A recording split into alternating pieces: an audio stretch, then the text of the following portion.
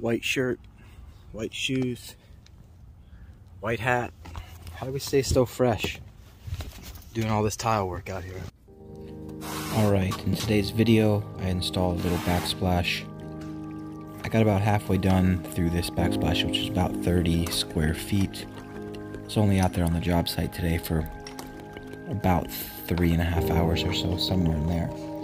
Anyways, in this corner here, it's where I started, pre-cut, up and down, ends at a full tile at the top, which is always nice. These 3x6s with an 18-inch opening there tend to come out to full tile.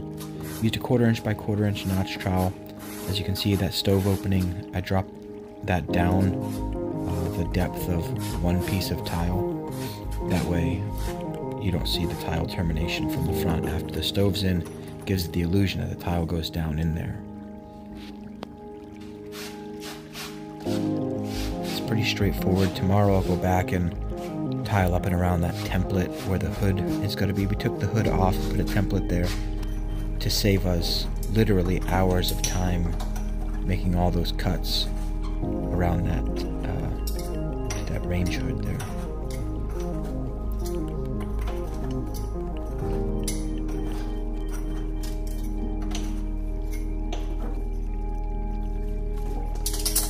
All these cuts were made with a little 7-inch MK wet saw. Very small saw, very portable, makes little backsplashes like this super easy to install. It's a $1,200 backsplash. Take me approximately 3 more hours to finish it, and then a few hours to grout it, so about a day and a half of work.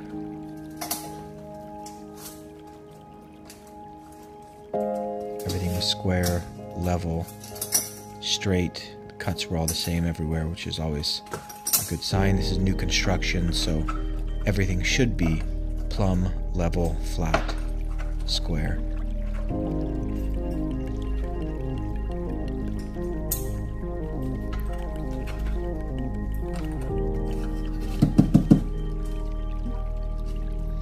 Of course, earlier in the video you guys saw me pull that piece of tile off. Coverage is great with a 1/4 inch by 1/4 inch notch trowel. Working with white thin set. That way it's not very messy, nothing's going to show through any grout. White thin set, white hat. 120 grit is all that is.